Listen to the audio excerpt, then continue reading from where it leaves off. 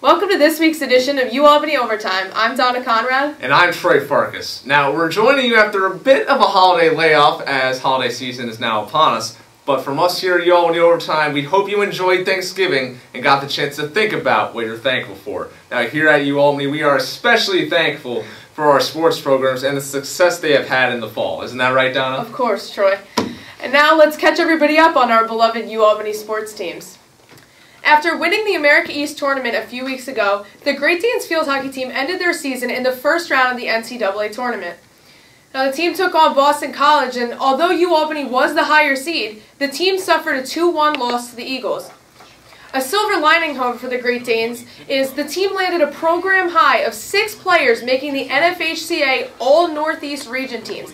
Anna Botino, Paolo Heuser, and Jacqueline Hibbs were all named first team. Laura Page, Maxie Primus, and Fiore Van Rijswijk were just named to second team. And we just got news that Paula has made the NFHCA Northeast Region Player of the Year for the second consecutive season. And stay tuned for more field hockey later as we'll talk to Paula in an exclusive interview. Yes, congrats to Paula. Now, unlike field hockey, the men's soccer team did not get the chance to play in the NCAAs. The top-seeded Danes hosted Binghamton in the America East semis, but fell 1-0 to the Bearcats. Now, despite the upset, it was a very good season for head coach Trevor Gorman's team, who won the America East regular season title for the first time in program history. Now, let's take a look forward at next year. The good news is the team will only graduate 5 seniors. So that means the nucleus of the team, including striker of the year, Alfonso Pinero, in the conference, will return next fall. Now, after capturing their first ever America East Conference Championship, the women's team went out to Penn State where they would take on the 1-seeded Nittany Lions. Now, the defense had a hard time keeping up with the fast-paced Lions, who put up 5 unanswered goals. Now, despite the loss, this was the Danes' winningest season in their D1 history. And now that the team has had some tournament experience, they'll look to come back next year, ready to be a tough competitor in the America East and make another run for the title. Congratulations to senior Krista Fitzpatrick, who was honored with the COSIDA Division I Academic All-American. She is the first ever UAlbany women's soccer player to ever earn this honor. Fitzpatrick currently has a 3.97 GPA, double majoring in criminology and sociology. She is one of 33 Division I women's soccer players to be selected for the honors. A 3.97, Donna, and a double major in criminology. That is one of the hardest majors at this school. That's incredible, playing soccer at the same time as well. It's a big deal. I can't believe it. Now, going over to volleyball, if you're noticing a pattern here about stellar regular seasons and not so great postseasons, well, I'm sorry, but it continues with the volleyball team. The ladies, they fought in New Hampshire in a thrilling conference title match where the Danes eventually lost after 4 very close sets. UNH won the America East title for the 3rd straight season, while UAlbany had its winningest season since 2011. Now, it's no consolation, but UAlbany's Lainey Leindecker and Amanda Dolan did earn spots on the America East All-Tournament team. With middle blocker Tatum Johnson the only one graduating, the ladies should be back at it next season. Now, after a rough couple weeks, the UAlbany football team finished its season with a final record of 3-8. Coming off a win at Delaware, the Danes dropped their last home game to UNH by 10. Then they went on the road for their annual Empire Clash game against rival Stony Brook to compete for the first ever Golden Apple Trophy. But unfortunately, this year's trophy will remain on Long Island as the Seawolves would go on to win 20-2. Now, Troy, the team's going to have to make some serious changes and, really work in the long off-season that they have to, if they want to be a competitor in the CAA next year. Yes, you're certainly right, Donna. Not a great season. But now, a big reason things didn't turn out the way fans had hoped is because of the injuries. The defense lost its leader and linebacker Michael DeCastro in the first game at Buffalo, but from that point on, redshirt freshman Julian Cox stepped in and didn't look back. He was outstanding all season, leading the team with 94 tackles. For his efforts, he was named the co-defensive rookie of the year in the CAA. Offensive lineman Kevin Loy and pass rusher Samuel Gray also made the all-conference 3rd team, but that is about all the hardware the team would get after a disappointing season. But just like our friend Zach Horowitz said a few weeks ago, with all the injuries, with the freshmen, it was a hard adjustment this year they had to make. And with Coach Ford and Coach Gattuso's guys, there's still some layover between those players, so it's really hard to find some consistency. Right, I mean, it's going to be a few years before we really see a consistent team here. But, I mean, you also have to consider the quarterback situation with Nevin Sussman, DJ Crook, and Will Brunson. I mean, they're all after the job still. It was really never settled the whole season. I mean, between Crook being, inconsistent, and then Sussman coming in. He did a good job as a freshman, but he was in and out with injuries towards the end of the year. Crook did step up, however, when he needed to be in the games when Sussman came out with injuries, but the position's still up for grabs, so we'll have to see next year, who works the hardest in the offseason. All right, well, we'll be right back to talk about basketball. Stay with us here on UAlbany Overtime.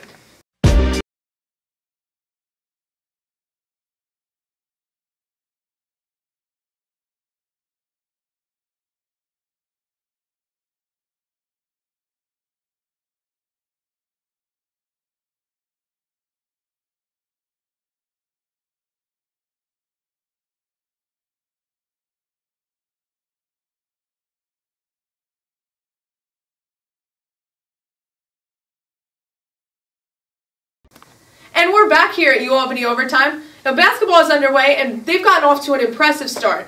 The men's team opened up in Lexington, where they took on the now #1 Wildcats. The Danes battled hard, but would go on to lose 78-65. Troy, what were some of your takeaways from that game? Well, Donna, they really did not play that badly. I mean, John Calipari's team bringing a lot of freshmen every year. They're known for just being a powerhouse every year, producing these one-and-dones, they're a great recruiting school, what Calipari's been able to do over the past few years.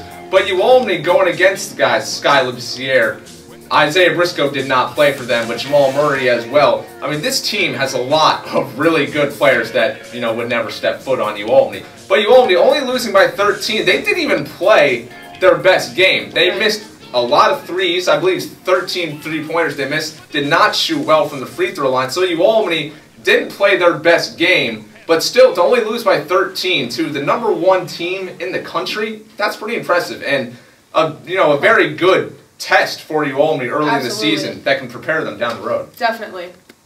And after another tough road loss, however, to Boston University, the Danes got their first win of the season at home against Colgate.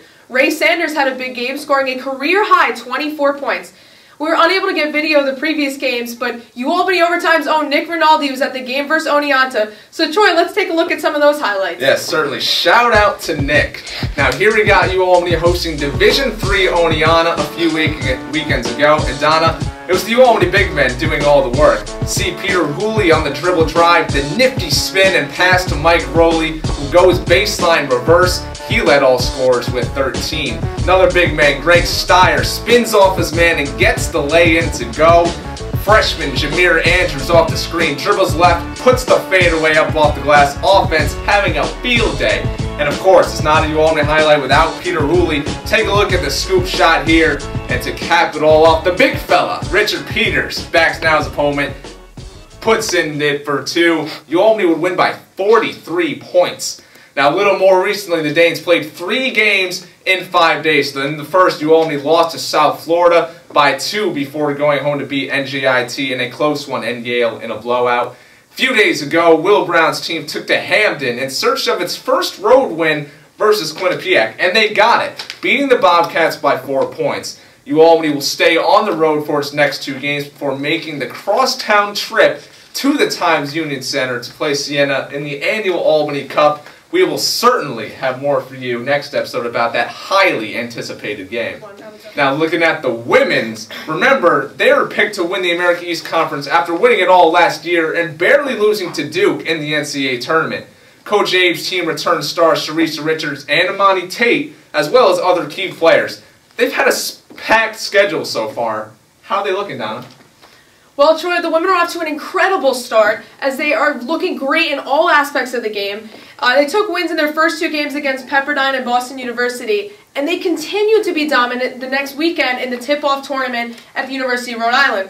The team beat Toledo by 8 in the first round on Saturday, and then went on to take the title against URI on Sunday by a score of 67-58. And now this past week, the Danes flew down to Tennessee to take on the Lady Vols and showed that they could definitely compete with the now 8th-ranked powerhouse. With a full house watching, Sharisa Richards and Imani Tate led the way.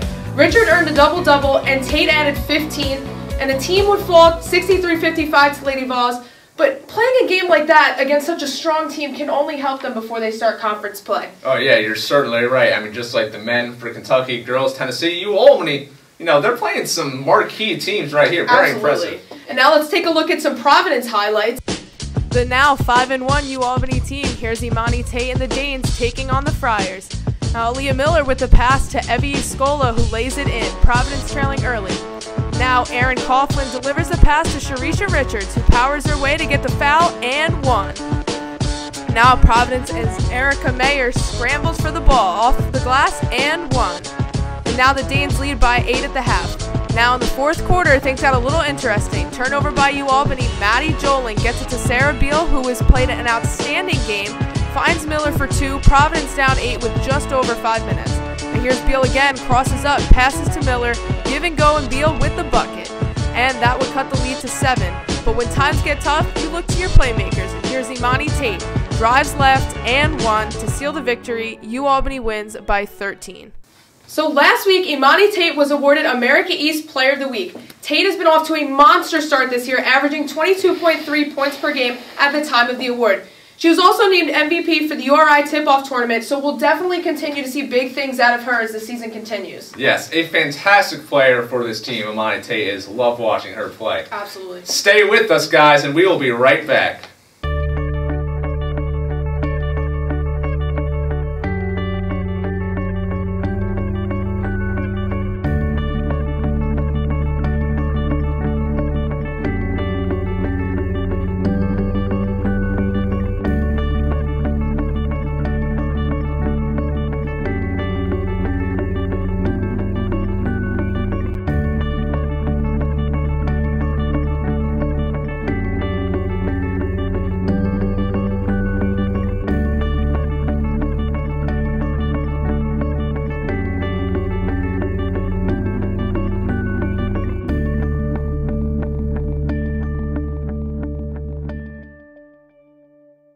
Welcome back to UAlbany Overtime. Now here we are, it's December, and we still can't get enough of our Great Danes field hockey team. Yes, Donna. This fall, we love to speak about the field hockey team, and before the break, I got the chance to sit down with Paula Hoyza to talk a little about herself and her journey to Albany. Here are some excerpts from UAlbany Overtime's first ever exclusive interview. So, when you're playing in Germany, what was it that made you want to come play here in America? I didn't really know. So in Germany, when you're done with high school, you have to decide right away what you want to major in. So I wasn't that far. Like I didn't really know. Yeah, what I that's tough. Yeah, so I really wanted to take a gap year, and it was like, oh, I could do work and travel. Like some friends go to Australia or New Zealand and do work and travel, or like I don't know, try to figure out what they want to do. Mm-hmm. So a lot of people take a gap year, and I thought, okay, go to the United States, I could really like play hockey for a year, which would be great, and then trying to figure out what I want to study in. So first it was just a gap year, but then I really liked it, so I decided to stay for 4 years. But basically just this chance of trying to figure out what I want to do and playing hockey on a really high level. Yeah, I like that, yeah. So did Coach Sykes recruit you out of Germany, or you got to the US first and then he recruited you? I just emailed, wrote a bunch of emails to coaches. I just got this link from a friend from home, and she was like, oh yeah, just email some coaches. So I was like, okay, Albany sounds good. And it was like there were some schools I didn't email for because I couldn't find their email address right away. Like it was so random that I emailed Albany. So, so you're one of the best players in the country, and you weren't recruited. You were getting yourself out there. Yeah, I mean That's the start. I didn't know before. So, now once you emailed Coach Sykes, what was his reaction? I actually emailed him because this was also random. I emailed him. We were skiing on holiday in Austria, like during winter break. It was like after Christmas day, and we couldn't go out for skiing because the weather was so bad. So I just wrote him, oh, should I just email some colleges? And then he worked back the same day, which was so weird because it was Christmas, or I don't remember. And then he was like, yeah, it'd be really interesting. Do you have a video? And I didn't have a video of me playing. So then we went back to Germany. I had to make a video when it was so cold out, and I hadn't played outdoor hockey for so long. And I did this video and sent it to him. And then in the meantime, some other schools replied. So I sent it to him, and he was really impressed and really wanted me. So we kept in touch. And then there were some other schools I was talking to, but yeah, I actually had a phone call with him, which was so hard, and like I was so nervous. Wow. But, yeah, it all came up. What were some of those other schools that were looking at you? Actually, UNC. Was like it was between Albany and UNC. How quickly of a transition did you have to make, or how long did it take for you to, get acclimated to American school? Yeah, it field definitely, hockey? to really get acclimated probably took me a whole semester or even more, because it was all like just all the people, it was different, like the food was different, and then playing hockey was different, the language obviously, and then just like the whole thing of me, like talk to, like I don't know, everything. So and then I think after I went home for Christmas break once really helped me like figuring everything out and like reflecting on it, and like that's when I really like I had so much fun playing hockey here, and it was so much, I don't know, we lost the final against UNH my freshman year, and that was, I mean, it sounds stupid that was one reason, but actually it was because I wanted to fight back, and I believe it. Yeah, and I was like, I can't leave here without not having won anything. So I was ready to fight back. Yeah. So let's fast forward a bit up until now. How would you say your student athlete experience at UAlbany has been so far? It's amazing how much happened in like two and a half years. You've had an incredible career here so far, a lot of success, records broken.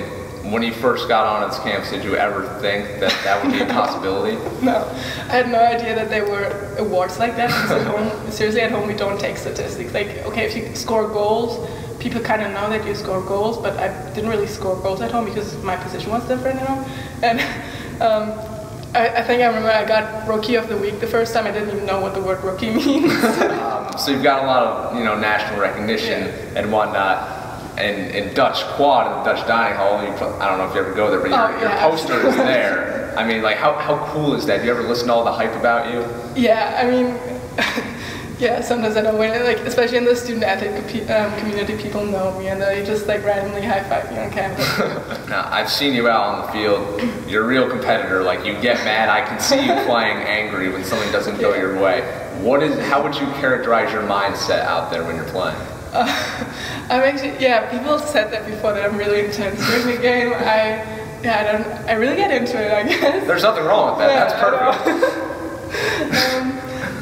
I get mad sometimes.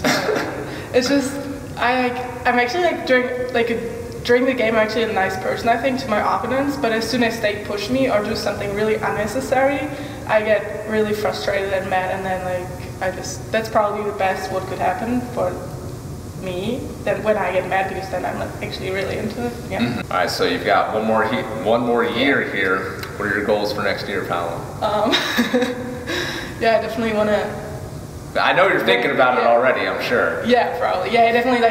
This season ended. We won America East, which was great, but the loss in the first one was definitely not what we wanted, and I still keep thinking about it, and I really want to fight back and be able to get further next year.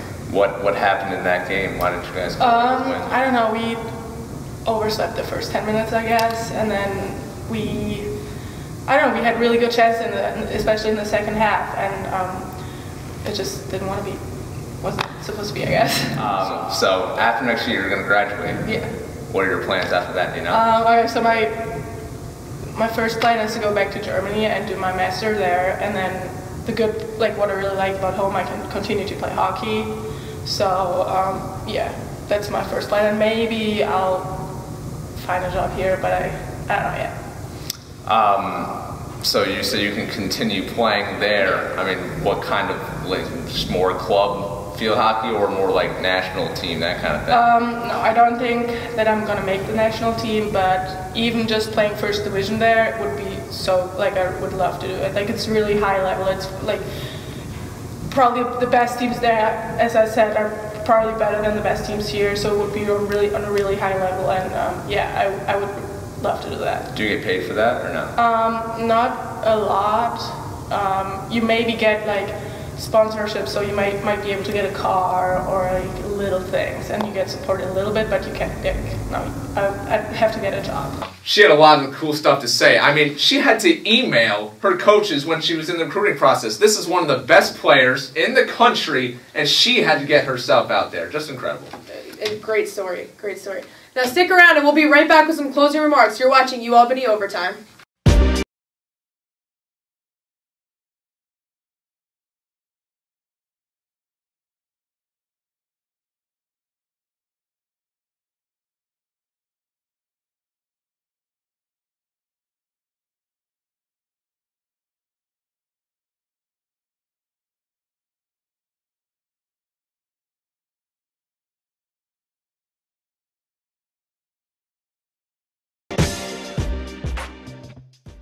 Alright, welcome back. Now before we wrap up, let's take a quick look at what some past UAlbany athletes are up to. Former lacrosse player Ty Thompson has officially signed a contract to play for the Rochester Nighthawks in the National Lacrosse League. He will play for them in the upcoming 2016 season. And ever since his London debut with the Kansas City Chiefs, tight end Brian Parker has been playing minutes for a team that is making a serious playoff push. He even caught a 6-yard pass in a Week 10 win versus the Broncos. That's awesome. Now, as we finish up the fall semester, we'll start looking towards the spring sports, who will start preseason when we get back in January. We'll have more for you on their preparation next episode. Hey Donna, aren't you one of those? Are you going to be speaking here for us? I can maybe give us a little insight. I don't know. Okay, all right. But for now, this has been UAlbany Overtime. I'm Donna Conrad. And I'm Troy Farkas. Saying good night and go Danes.